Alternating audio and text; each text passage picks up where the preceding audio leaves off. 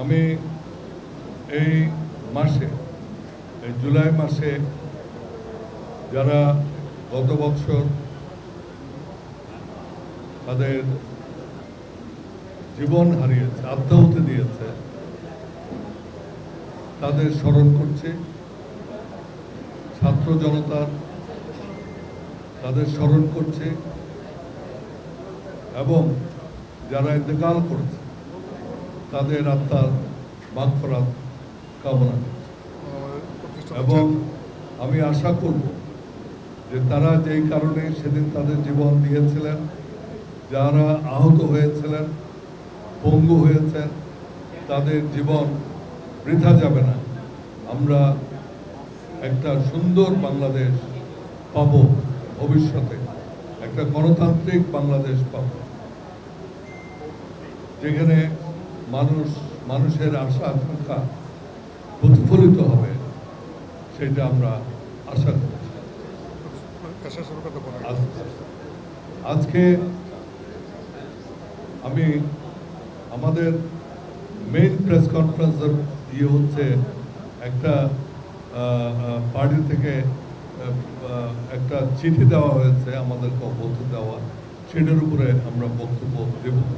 তার আগে আমি জাতীয় পার্টি সম্পর্কে কিছু কথা বলতে চাই, কারণ একটা সুযোগ পেয়েছে, আমি কিছু কথা বলতে চাই।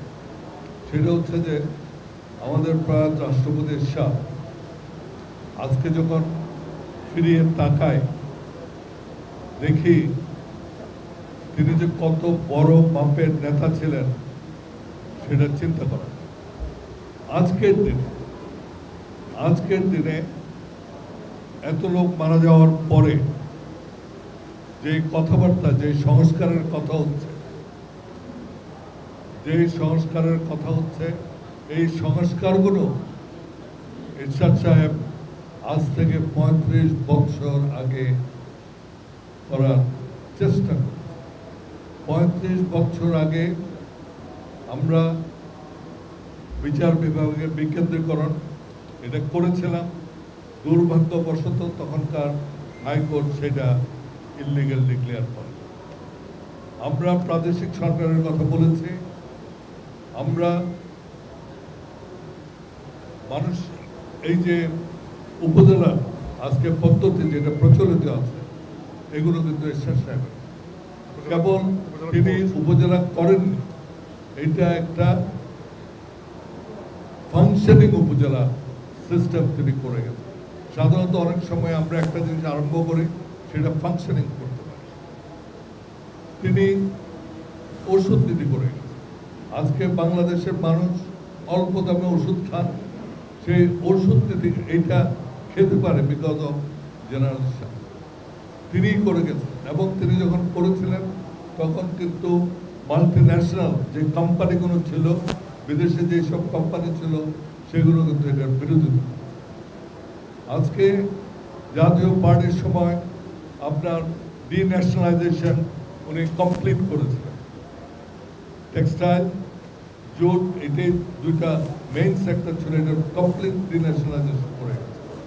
তিনি প্রাইভেট সেক্টরে ব্যাংক দিয়ে গেছেন। ব্যাংক ওনার সময় হয়েছে, ইন্স্যুরেন্স ওনার সময় হয়েছে। আজকে গার্মেন্টস, যে গার্মেন্টস দেখছেন ব্যাক টু ব্যাক এলসি, যে সিস্টেম যেটা কোথাও ছিল না, সেই জিনিস সেই সিস্টেম করে আজকে বাংলাদেশ 25 থেকে 30 বিলিয়ন ডলার ইতিমধ্যে ইনকাম। আজকে আমাদের যে লোক বাইরে যাচ্ছে, যে ম্যান পাওয়ার এক্সপোর্ট, এটাও কিন্তু এই এরশাদ সাহেবের সময় শুরু হয়েছে। আজকে সেখান থেকেও আমরা 25 বিলিয়ন ডলারের মতো পাচ্ছি। আজকে পিস কিপিং ফোর্স, এইটা আপনারা জানেন, কুয়েত ইরাক যুদ্ধের সময় যখন বাংলাদেশের রাস্তায় রাস্তায় ইরাকের পক্ষে স্লোগান ছিল, সাদ্দামের পক্ষে স্লোগান ছিল, তখন কিন্তু আমরা একটা বড় আমি বলবো পদক্ষেপ নিয়েছিলাম। সেটা হচ্ছে যে সৌদি আরবিয়া এবং সেই যে অ্যালায়েন্সটা ছিল তাদের সাথে আমরা সেদিন গিয়েছিলাম এবং 4000 সৈন্য আমরা সৌদি আরবে পাঠাই। প্রথমবারের মতো একটা যুদ্ধের সময় 4000 সৈন্য আমরা সৌদি আরবে পাঠাই, এবং সেটাই হচ্ছে আমাদের এই আজকের যে পিস কিপিং ফোর্স এবং বিভিন্ন দেশে যে আমরা আমাদের সৈন্য পাঠাই তার মানে শুরু। সুতরাং আপনি যদি দেখেন এই জাতীয় পার্টি, তারপরে আপনি আজকে সমস্ত বাংলাদেশে যে ইনফ্রাস্ট্রাকচার, গ্রামেগঞ্জে যে রাস্তাঘাট, সবগুলো কিন্তু আমি এখনো বলবো 80%, শতকরা 80% রাস্তাঘাট কিন্তু আমরাই করে এসেছি, 20% পরে হয়েছে। হ্যাঁ, আমাদের সময় গ্রামীণ রাস্তায় আমরা ব্রিক সোলিং পর্যন্ত করছি, তখন আমরা ব্ল্যাক টপ যেটা কার্পেটিং বলে সেটা তখন আমরা করি নাই, কিন্তু ইনফ্রাস্ট্রাকচার যেই মেইন ইনফ্রাস্ট্রাকচার সেটা কিন্তু আমরা করে এসেছি। এবং আপনারা দেখেছেন যে ফ্লাড হয়েছে, জেনারেল এরশাদ সে কোমর পানি, আজকে যার 45 বছর বয়স সে হয়তো জানবে না, কিন্তু এই ছবিগুলো আমাদের কাছে আছে, আমরা আস্তে আস্তে দেখাবো। হয়তো আজ থেকে যখন ফ্লাড হয়েছে ঢাকা শহর কোমর পানি, তখন তিনি এই কোমর পানিতে হেঁটে হেঁটে মানুষের কাছে গিয়েছেন, সমস্ত বাংলাদেশে তিনি। সুতরাং এই জিনিসগুলো জাতীয় পার্টির এটাই হচ্ছে ব্যাকগ্রাউন্ড। জাতীয় পার্টি আরেকটা জিনিস আমরা অনেক সময় জানি না এবং বলি না, উপলব্ধি করি না, সেটা হচ্ছে যে আজকে বাংলাদেশের বাজেট হচ্ছে প্রায় 8 লক্ষ কোটি টাকা, প্রায় 7,81,000 না কত, আমি 8 লক্ষ ধরলাম। আপনারা শুনে আশ্চর্য হবেন, 10 বছরে আমাদের 9.5 বছর যে সময়কাল আমরা এই দেশ শাসন করেছে, তখন আমাদের এই 9.5 বছরে 84,000 কোটি টাকা খরচ করেছে, 9.5 বছরে। অর্থাৎ 1 বছরের বাজেটের 10% দিয়ে আমরা বাংলাদেশকে এই ইনফ্রাস্ট্রাকচার আমরা তৈরি করে দিয়েছি। বাংলাদেশের যে উন্নয়ন তখন হয়েছে মাত্র আজকে 1 বছরের যে বাজেট তার 10 ভাগের 1 ভাগ, অর্থাৎ 85,000 কোটি টাকা ছিল 9.5 বছরের খরচ। সুতরাং এই জিনিসগুলো মানুষ আজকে 35 বছরে অনেকে ভুলে গিয়েছেন বা অনেকে জানেন। সেই জন্য আমি এই কথাগুলো বলছি, এই পার্টির সে ঐতিহ্য আছে। এবং গত 35 বছর আমরা ক্ষমতা থেকে যাওয়ার পর আরেকটা জিনিস, এরশাদ সাহেবকে অনেকে বলেন স্বৈরাচার, উনি পৃথিবীর ইতিহাসে বাংলাদেশ না, এই সাবকন্টিনেন্ট না, পৃথিবীর ইতিহাসে কোথাও নাই কোন একটা সরকার প্রধান ক্ষমতা থেকে বের হয়ে জেলে বসে 5-5টা সিট থেকে তিনি নির্বাচিত হয়েছে এবং তাকে যদি স্বৈর শাসক আপনারা বলেন, তাহলে এই ডেফিনিশনটা আমি বুঝি। যারা বলেন, অনেক শিক্ষিত লোক বলেন, অনেক যারা সুশীল সমাজের ব্যক্তিত্ব তারা বলেন, যারা একটা চেয়ারম্যান হতে পারেননি ইউনিয়ন পরিষদের, তারাও বলেন। আর এই ভদ্রলোক যাকে স্বৈরাচার বলা হতো, তিনি জেলে বসে 5টা সিট থেকে, এবং একবার না 3-3বার, কয়েকবার তিনি যতবার ইলেকশন করেছেন কেউ তাকে ডিফিট দিতে পারে। তো কথা হচ্ছে যে আমরা ইমোশনাল না হয়, আমাদের যদি দেখি জাতীয় পার্টি এবং জাতীয় পার্টির প্রতিষ্ঠাতা তিনি যে কাজ করে গেছেন, এগুলো চিন্তা করেন। আজকে আমি বলতে চাই যে আমাদের পার্টি 35 বছর, 90-এর পরে 35 বছর আমরা জাতীয় পার্টি আজকে অনেক এগিয়ে যেতে পারিনি। তার কারণ এই 35 বছর ধরে যারা ক্ষমতায় ছিলেন তারা এরশাদ সাহেবকে রাজনীতি করতে দেন। তার বিরুদ্ধে জেল, জুলুম এবং নানা মিথ্যা কেস, আজকে তিনি মারা গেছেন, কোনো কেসে তো তাকে শাস্তি দেওয়া গেল না। মঞ্জুর হত্যার কথা বলেছেন, কই এত বছর ট্রায়াল করে তো তার কোনো ইয়ে দিতে পারেন। আমাদের সময় আরেকটা কথা আমি বলি, আমরা জাতীয় পার্টি কত গণতান্ত্রিক মনা, আমি আমার কয়েকটা বক্তব্য বলেছি, জাতীয় পার্টি কোনো বিপ্লবী পার্টি নয়, এটা আমরা বিপ্লব করতে আসিনি। আমরা একটা গণতান্ত্রিক পার্টি, সংবিধান আছে, আমাদের গণতন্ত্র আছে, তার মধ্য দিয়ে আমরা কাজ করি। আমরা বিশ্বাস করি নির্বাচনের মাধ্যমে মানুষকে সচেতন করে সরকারে যে দেশের সেবা করে, সেটাই আমরা চেষ্টা করেছি, কিন্তু সেটা আমরা করতে পারিনি। কারণ আমি আগেই বলেছি, ঈশ্বর সাহেবকে সেই সুযোগ কখনো দেওয়া হয়। আরেকটি কারণে করতে পারেনি, সেটাও আপনারা কখনো এটা উপলব্ধি কেউই করেন, সেটা হচ্ছে যে জাতীয় পার্টি ব্যাংক দিয়েছে, কিন্তু জাতীয় পার্টির কেউ ব্যাংকের মালিক। জাতীয় পার্টি ইন্স্যুরেন্স কোম্পানি দিয়েছে, ইন্স্যুরেন্স কোম্পানির মালিক। জাতীয় পার্টির কারো কাছে বড় বড় সেই কর্পোরেট হাউসগুলো নাই, যেটা অন্য দলের প্রত্যেকেরই আছে।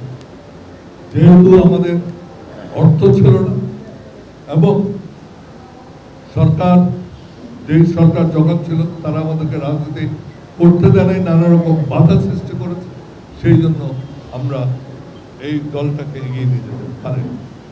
এখন আমরা মনে করি আমাদের এই দলকে আমরা সুসংগঠিত করে এগিয়ে যেতে, এবং আমরা সেই জন্য এই পার্টিকে সুসংগঠিত করার জন্য আমাদের প্রেসিডিয়াম মিটিং, ওইটা কয় তারিখ, ওই প্রেসিডিয়াম মিটিং যেটাতে আমরা কথা বলেছিলাম, আমাদের প্রেসিডিয়াম মিটিংয়ে আমরা কয়েকটি জিনিস উত্থাপন। প্রথম ছিল 20-1 কথা গণতন্ত্রে, সেটা এমন একটা ধারা, এটা কোনো রাজনৈতিক দলে থাকতে পারে। আপনারা প্রশ্ন করতে পারেন, এবং এটা আমি মনে করি লজিক্যাল একটা প্রশ্ন, সেটা হচ্ছে যে এতদিন আপনারা বলেননি। আসলে এতদিন এই ধারাটা কখনো এইভাবে ব্যবহার হয়নি, এবং আমরা যখন দেখলাম এই ধারার ব্যবহারের মাধ্যমে এই পার্টিটা সম্পূর্ণ শেষ হয়ে যাচ্ছে, তখন এই 20 মের সভায় আমরা বললাম যে 20-1 ধারা এটা বাতিল করতে হবে।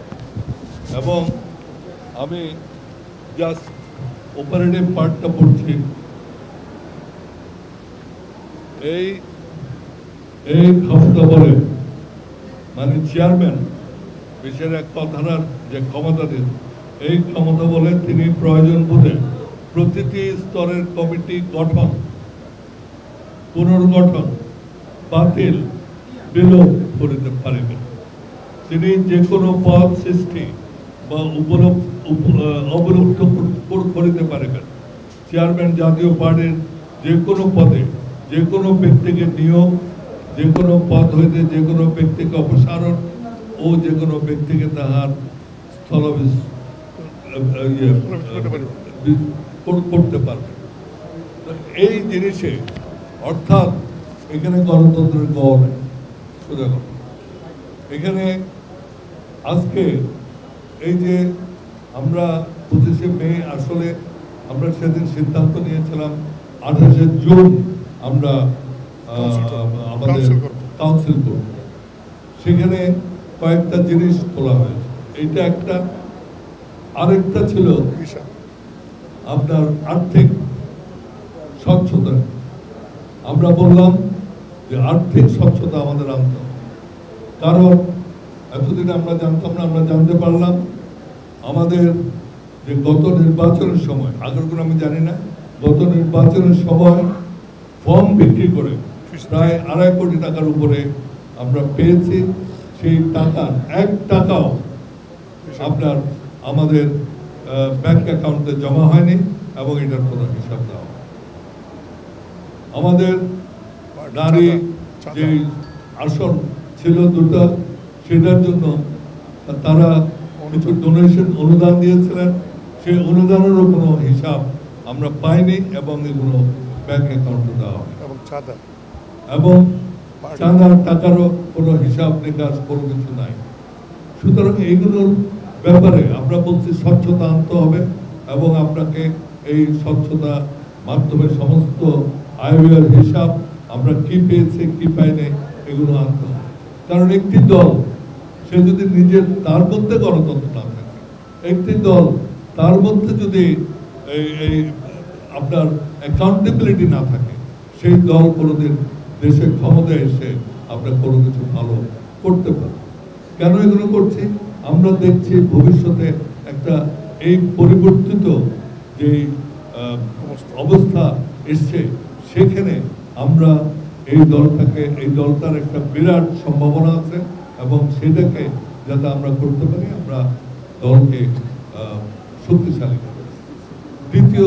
তৃতীয় আমরা বলেছিলাম যে আমাদের দলের মধ্যে অনেক বিভক্তি হয়েছে, সেই বিভক্তিগুলো মিটিয়ে, অনেকে বলছেন আমরা দল ভাঙছে, আসলে 20 মের যেই সভা হয়, প্রেসিডিয়াম সভা, সেখানে কিন্তু বিভক্তির জায়গায় আমরা ঐক্য চেয়েছিলাম যে যারা চলে গেছেন, যেমন আপনার রান্নার হোসেন মঞ্জু, আমাদের শেখ শহীদ, আমাদের কাজী ফিরোজ রশিদ, উনি এখানেই আছেন, আবু হোসেন মামলা, টেপা, আপনার সেন্টু, এদের আব্দুল সত্তার, এরা অনেকেই, সকলে, জামাল হায়দার, এদের সবকে আমরা একত্রিত করে আবার জাতীয় পার্টিকে শক্তিশালী করতে চাই, যেটা আমি আগেই বলেছি যে আমি দেখতে পাচ্ছি আমাদের একটা সম্ভাবনা আছে। তাকে যখন বলা হলো চেয়ারম্যান সাহেবকে, তিনি একটাতেও রাজি হলেন না। তিনি 20-এর এক পদ ছাড়া তিনি বললেন যে আমি পার্টি চালাতে পারব, অর্থাৎ তার সমস্ত ক্ষমতা থাকতে হবে। এবং তিনি আরো বললেন আমি যা বলবো সেটাই পার্টির পলিসি। তারপরে তিনি বলেছেন, আমি শুনেছি তাকে যখন অনেকে জিজ্ঞাসা করেছে আমাদের কেন বের করতে চান, তিনি বলেছেন ওনারা কয়েকটা সিট নিয়ে দেন দরবার করছেন, এই যারা এগুলো করে তাদেরকে আমি রাখতে চাই। আমার কথা হচ্ছে যে দেন দরবার কে করে? কে তার স্ত্রীর সিটের জন্য প্রথমে যতক্ষণ পর্যন্ত সিট অ্যাডজাস্টমেন্ট আওয়ামী লীগের সাথে তার স্ত্রীর সিট করা হয়নি, ততক্ষণ পর্যন্ত তিনি যে পার্টির যে একটা মনোভাব ছিল নির্বাচনে যাবেন না, সেই মনোভাব নিয়েছে। যেই সেই অ্যাডজাস্টমেন্ট করা হবে, যে তার স্ত্রীকে শরীফা কাদের, ওনাকে যখন উত্তরায় একটা সিট অ্যাডজাস্টমেন্ট করা হলো আওয়ামী লীগের সাথে, তখন তিনি বললেন আমি নির্বাচন। এবং সবচেয়ে আশ্চর্য ব্যাপার, নির্বাচন করতে করতে তিনি নির্বাচন থেকে উল্টো করে কেন করেছেন এটা আপনারা ভালো বুঝবেন। এবং এই একটা সিটের জন্য এখানে ফিরোজ রশিদ আছেন, এখানে বাবলা আছেন, তারপরে আমাদের সোনারগাঁয় না সোনারগাঁয় তার 3টা সিট আমরা অ্যাডজাস্ট করতে পারেন। এই হচ্ছে ওনার। এবং পার্টিটাকে এমন একটা জায়গায় নিয়ে এসছে, যেটা আগে বলেছে টাকা নিয়ে চলে যাওয়া, এগুলো কিন্তু ওনারা তাদের পরিবারের মধ্যে। সুতরাং এগুলো আমরা বাধা দিয়েছি। তিনি আমাদেরকে বলছেন আমরা পার্টি, তিনি যে প্রেসিডিয়াম মিটিং এর কথা বলছেন 28শে জুন, সেই প্রেসিডিয়াম মিটিং তিনি কোরাম হয় নাই এবং উনি ডাকতেও পারেন না। এখানে গণতন্ত্রের গড় নেই। সোজা কথা, এখানে আজকে এই যে আমরা 25শে মে, আসলে আমরা সেদিন সিদ্ধান্ত নিয়েছিলাম 28শে জুন আমরা আমাদের কাউন্সিল করব। সেখানে কয়েকটা জিনিস তোলা হয়েছে, এইটা একটা। আরেকটা ছিল আপনার আর্থিক স্বচ্ছতা। আমরা বললাম যে আর্থিক স্বচ্ছতা আমাদের আনতে হবে, কারণ এতদিন আমরা জানতাম না, আমরা জানতে পারলাম আমাদের যে গত নির্বাচনের সময়, আগেরগুলো আমি জানি না, গত নির্বাচনের সময় ফর্ম বিক্রি করে প্রায় 2.5 কোটি টাকার উপরে আমরা পেয়েছি।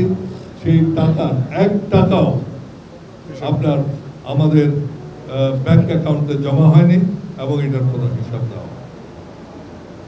আমাদের নারী যে আসন ছিল দুটো, সেটার জন্য তারা কিছু ডোনেশন অনুদান দিয়েছিলেন, সেই অনুদানেরও কোনো হিসাব আমরা পাইনি এবং এগুলো ব্যাংক অ্যাকাউন্টে দেওয়া হয় এবং চাঁদার টাকারও কোনো হিসাব নিকাশ কোনো কিছু নাই।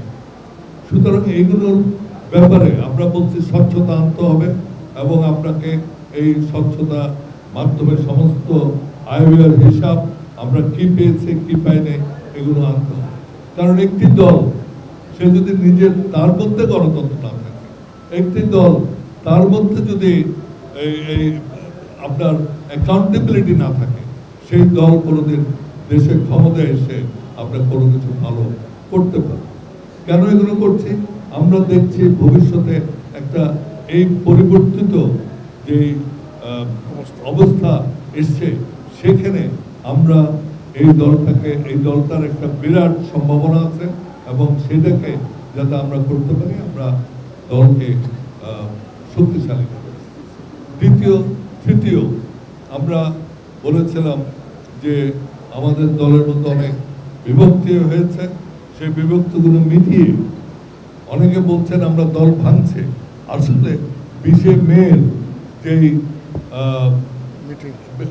সভা হয়, প্রেসিডিয়াম সভা, সেখানে কিন্তু বিভক্তির জায়গায় আমরা ঐক্য চেয়েছিলাম যে যারা চলে গেছেন, যেমন আপনার রামনারায়ণ হোসেন মঞ্জু, আমাদের শেখ শহীদ, আমাদের কাজী ফিরোজ রশিদ, উনি এখানেই আছেন, আবু হোসেন মামলা, পেপা, আপনার সেন্টু, এদের আব্দুল সত্তার, এরা অনেকেই, সকলে, জামাল হায়দার, এদের সবকে আমরা একত্রিত করে আবার জাতীয় পার্টিকে শক্তিশালী করতে চাই, যেটা আমি আগেই বলেছি যে আমি দেখতে পাচ্ছি আমাদের একটা সম্ভাবনা আছে।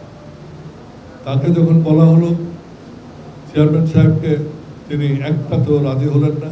তিনি 20-এর এক পদ ছাড়া তিনি বললেন যে আমি পার্টি চালাতে পারব, অর্থাৎ তার সমস্ত ক্ষমতা থাকতে হবে।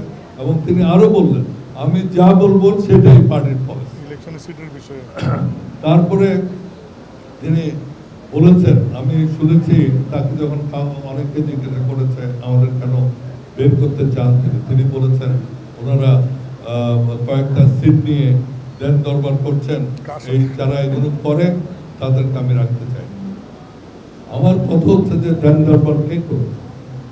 কে তার স্ত্রীর সিটের জন্য প্রথমে যতক্ষণ পর্যন্ত সিট অ্যাডজাস্টমেন্ট আওয়ামী লীগের সাথে তার স্ত্রীর সিট করা হয়নি, ততক্ষণ পর্যন্ত তিনি যে পার্টির যে একটা মনোভাব ছিল নির্বাচনে যাবেন না, সেই মনোভাব নিয়েছিল। যেই সেই অ্যাডজাস্টমেন্ট করা হবে, যে তার স্ত্রীকে শরীফা কাদের, ওনাকে যখন উত্তরায় একটা সিট অ্যাডজাস্টমেন্ট করা হলো আওয়ামী লীগের সাথে, তখন তিনি বললেন আমি নির্বাচনে। এবং সবচেয়ে আশ্চর্য ব্যাপার, নির্বাচন করতে করতে তিনি নির্বাচন থেকে উল্টো করে কেন করেছেন এটা আপনারা ভালো বুঝবেন। এবং এই একটা সিটের জন্য এখানে ফিরোজ রশিদ আছে, এখানে বাবলা আছে, তারপরে আমাদের সোনারগাঁয় না সোনারগাঁয় তার 3টা সিট আমরা অ্যাডজাস্ট করতে পারেন। এই হচ্ছে ওনার। এবং পার্টিটাকে এমন একটা জায়গায় নিয়ে এসছে যেটা আগে বলেছে টাকা নিয়ে চলে যাওয়া, এগুলো কিন্তু ওনারা তাদের পরিবারের মধ্যে। সুতরাং এগুলো আমরা বাধা দিয়েছি। তিনি আমাদেরকে বলছেন আমরা পার্টি, তিনি যে প্রেসিডিয়াম মিটিং এর কথা বলছেন 28শে জুন, সেই প্রেসিডিয়াম মিটিং তিনি কোরাম হয় নাই এবং উনি ডাকতেও পারেন না। আমাদের যে গণতন্ত্র আছে,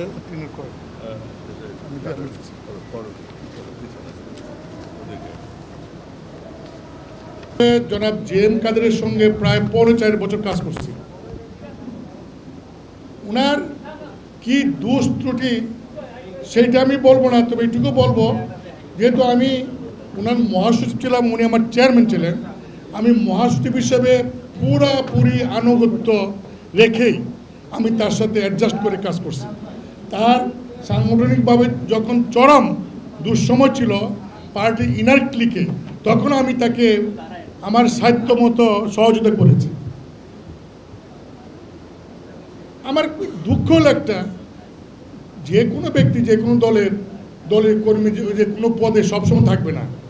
আমি মহাসচিব, যদি উনি আমাকে পছন্দ না করতেন আমাকে বললেই পারতেন, আর আমি এমনি বলে এসেছিলাম।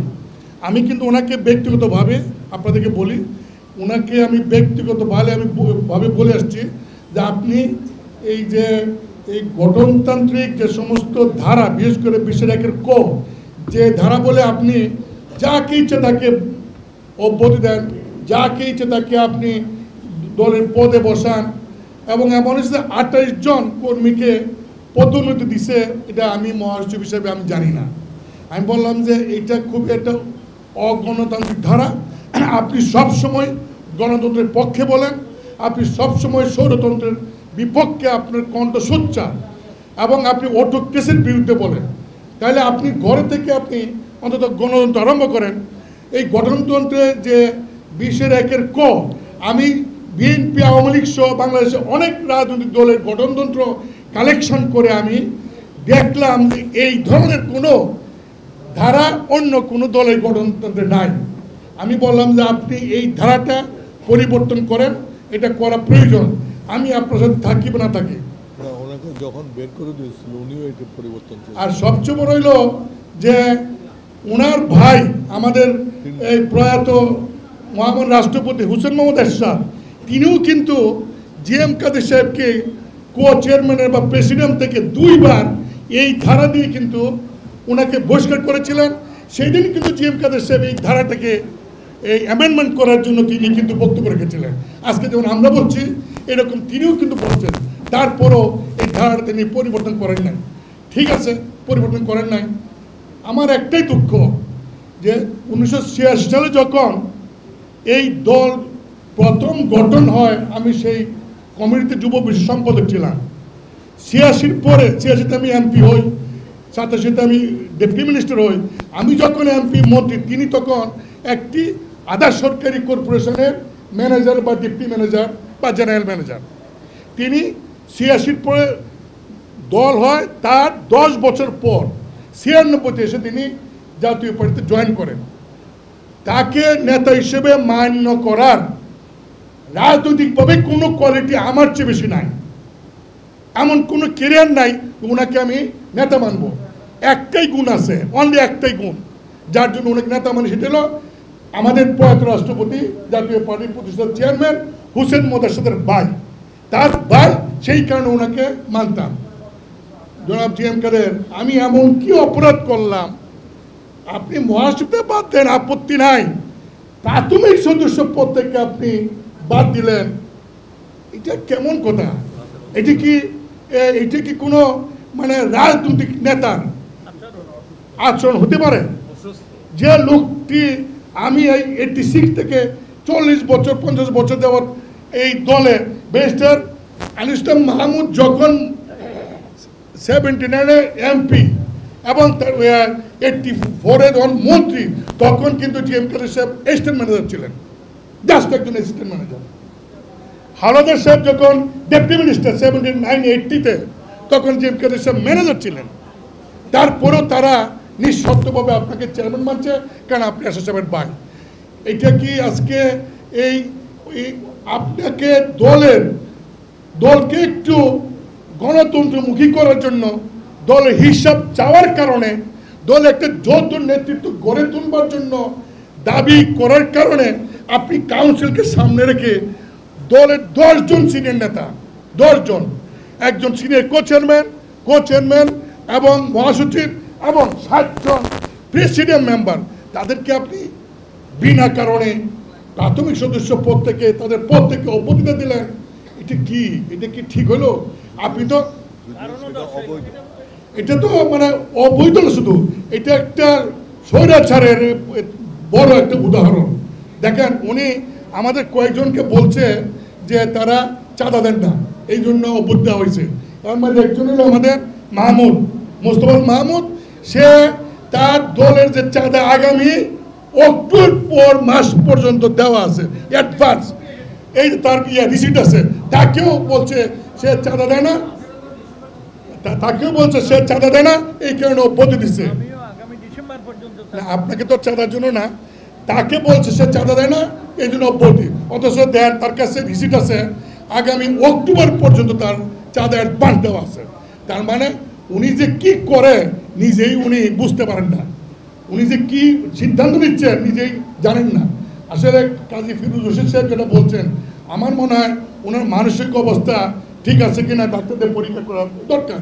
তবে একটা কথা বলতে পারি, এই জাতীয় পার্টি প্রতিষ্ঠা করার সময় এই এবিএম রুহুল আমিন হাওলাদার, ব্যারিস্টার আনিস সহ, বাবলা সহ, আমরা যারা সেন্টু সহ, এই যে আমার ছাত্র সমাজের আছে জহির সহ, ওই কর্মী যারা আছে নাজমা সহ, আমাদের যারা আছে এই এনে যারা আছে, সবাই প্রতিষ্ঠা লক্ষ্য থেকে 30-40 বছর ধরে আমরা পার্টি করি। জনাব কাদের সাহেব, আপনি আমাদেরকে দল থেকে পদ থেকে অব্যাহতি দিলেন, ওকে, বাট প্রাথমিক সদস্য পদ থেকে আপনি অব্যাহতি দিয়ে আগামী কাউন্সিলে যাতে কোনো চ্যালেঞ্জ না হয়, আপনি যাতে একতরফাভাবে নেতা নির্বাচন হন, সেই জন্য তো আপনি এটা করছেন না। আমরা জাতীয় পার্টি ছাড়বো না, জাতীয় পার্টি ছাড়বো না, জাতীয় পার্টি করবো এবং এবং ঐক্য করে জাতীয় পার্টি করব।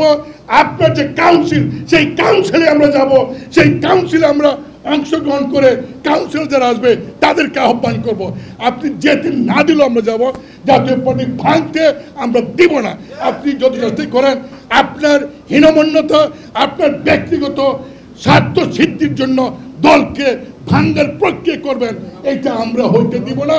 কারণ আপনার চেয়ে এই দলের অবদান আমাদের বেশি, আপনার চেয়ে এই দলে আমাদের এই দলের দরদ বেশি। এই দলকে কোন অবস্থাতে আমরা ভাঙতে দেব না। আমরা এই দলই থাকবো, এই দলকে সংগঠিত করার জন্য যা যা পদক্ষেপ নেওয়ার সারা বাংলাদেশের কর্মীদেরকে আমরা সেই পদক্ষেপ নেব। আমি এখন আপনাদেরকে অনুরোধ করবো, যদি আপনাদের অনেক ষড়যন্ত্র হয়েছে এবং অনেক আঘাত হয়েছে এবং এইভাবে ষড়যন্ত্র করে আমাদেরকে বাদ দেওয়া হয়েছে, আমাদের অনেক সহকর্মীকে দল থেকে বাদ দেওয়া হয়েছে। এটা একটি গোষ্ঠীর, একটি শক্তিশালী গোষ্ঠীর ষড়যন্ত্র।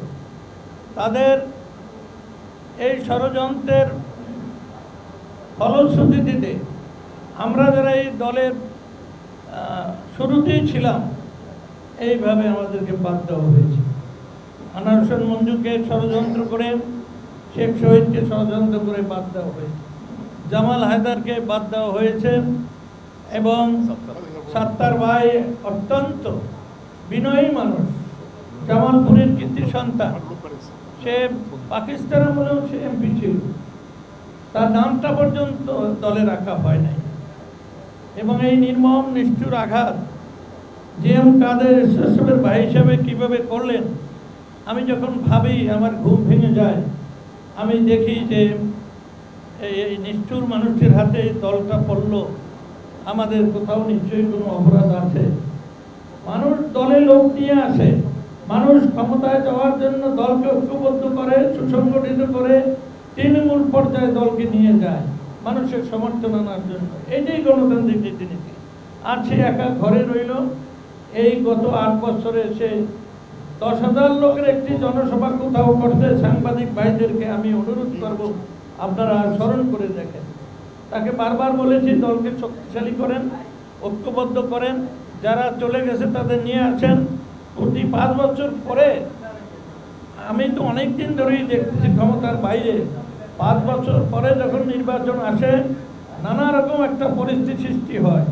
সেই সৃষ্টির সময়, পরিস্থিতির সময় দল যদি শক্তিশালী করা যায়, মানুষের আস্থা পাওয়া যেত বা যাবে।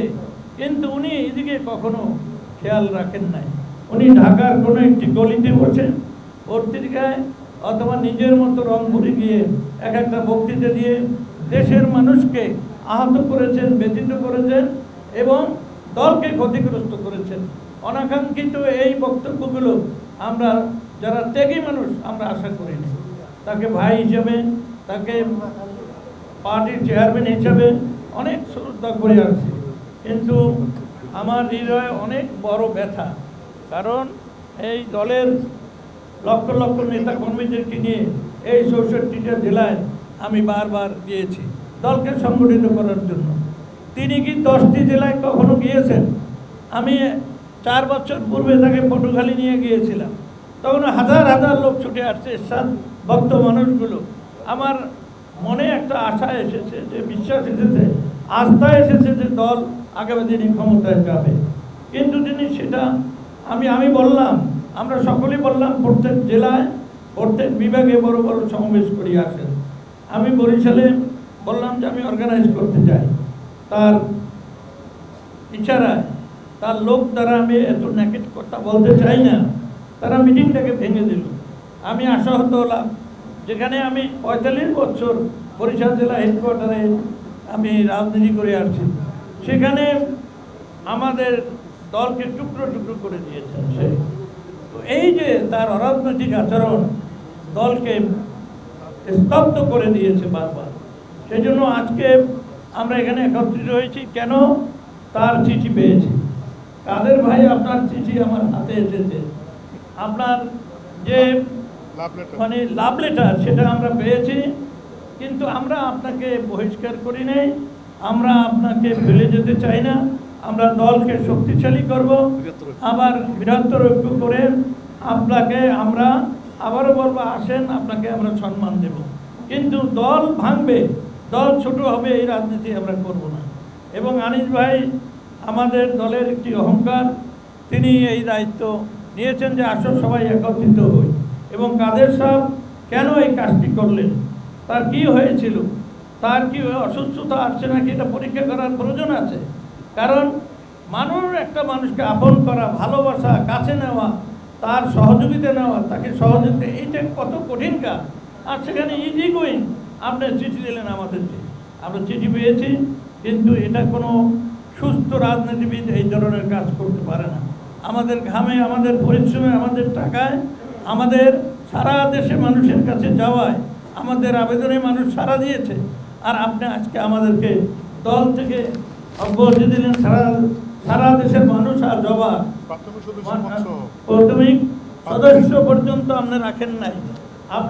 আপনি কোন সন থেকে রাজনীতি করেছেন আমার জিজ্ঞাসা, এটা কি রাজনৈতিক আচরণ? আপনি যদি একজন সেনাবাহিনীর সদস্য হইতেন, তাও আমি মনে করি যে ঈশ্বর সাহেব সেনাপ্রধান ছিলেন, তিনিও এই কাজটি করতেন। তিনি আমাকে মহাসচিব কিছুদিনের বাদ দিয়েছিলেন, তারপর প্রেসিডেন্টের সদস্য রাখছেন, স্পেশাল অ্যাসিস্ট্যান্ট রাখছেন, আবার মহাসচিব করছেন, আবার আমাকে বলেছেন অনেকের সামনে যে তুমি এই দায়িত্ব নাও চেয়ারম্যান।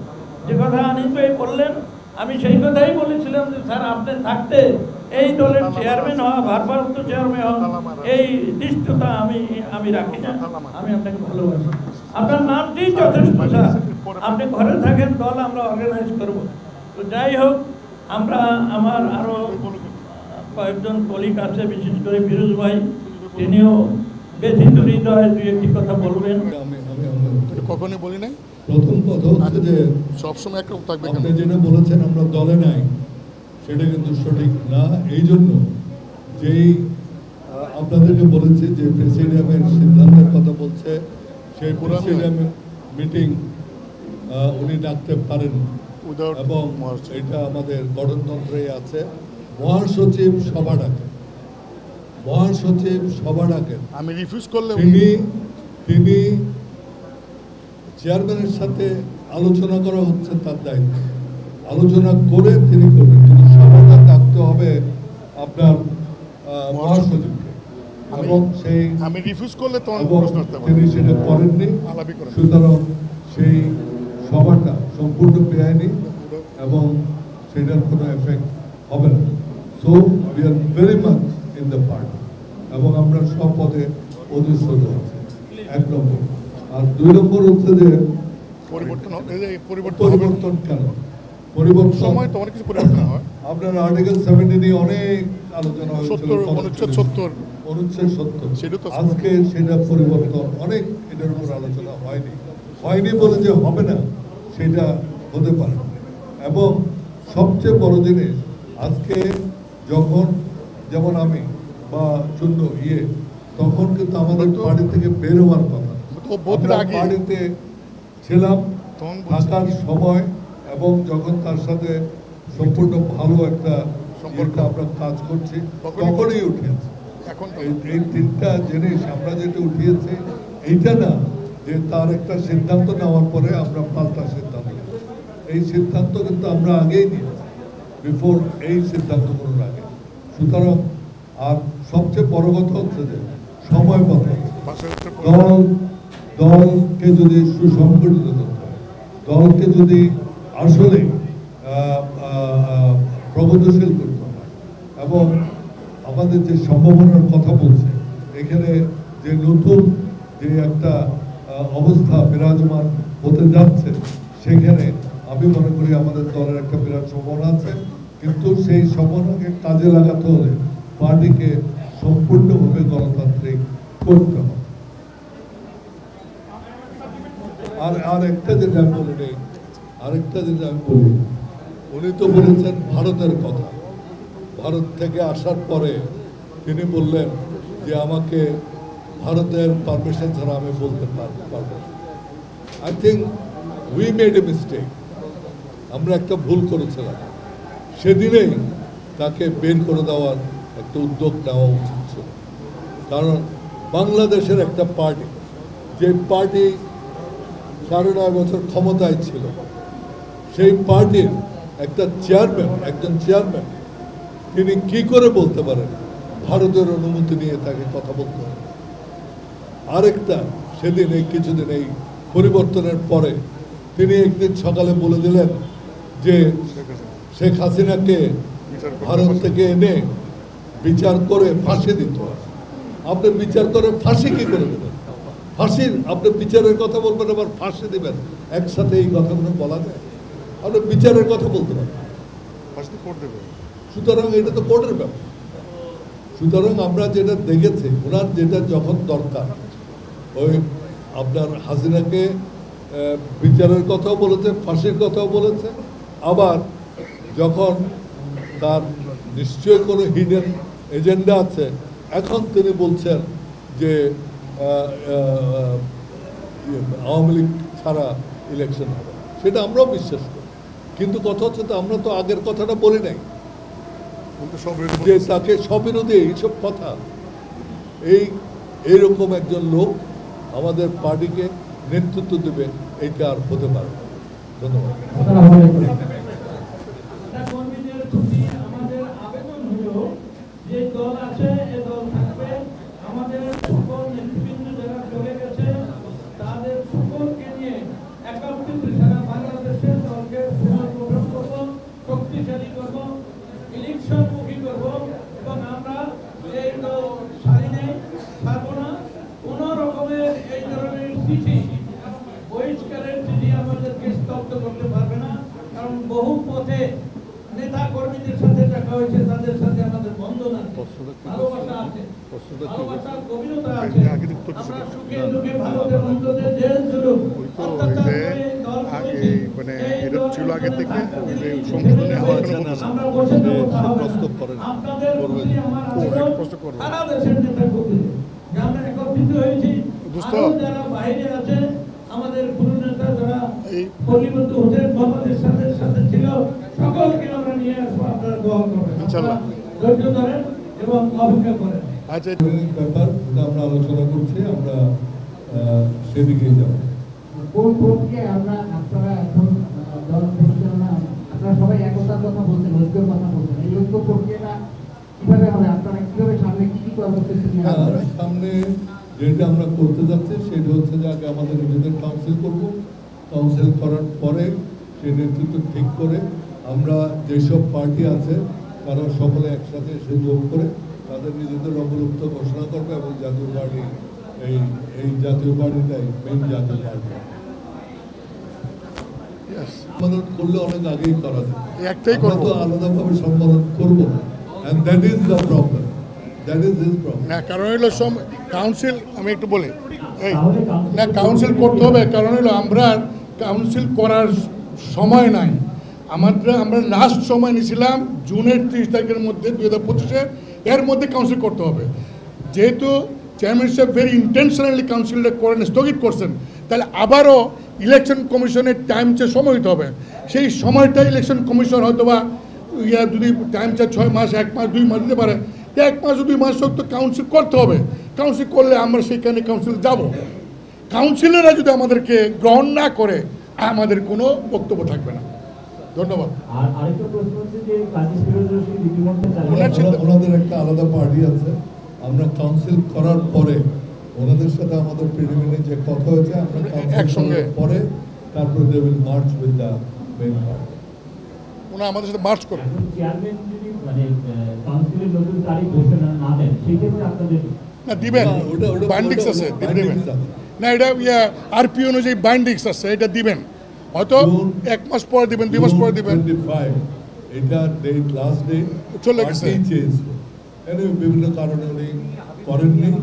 যখন দেখেছেন যে তিনি কাউন্সিলে হয়তো তাকে আচ্ছা আচ্ছা, হ্যাঁ, কাউন্সিলে উনি পারবেন না, তখন তিনি কাউন্সিলকে স্থগিত করেছেন এবং 28 তারিখ অন্য একটা অল্টারনেটিভ ভেন্যু ছিল, সেই ভেন্যুতে তিনি কাউন্সিলের প্রস্তুতি না নিয়ে তিনি সেখানে তার সমাবেশ রেখেছেন। আমরা বারবার বলেছিলাম ওখানে কাউন্সিলটা করার জন্য, তিনি করেননি। এখন তার উপর একটা বাধ্যবাধকতা আছে যে কাউন্সিলটা সহসা তাকে করতে হবে। আমরা অপেক্ষায় আছি কাউন্সিলে।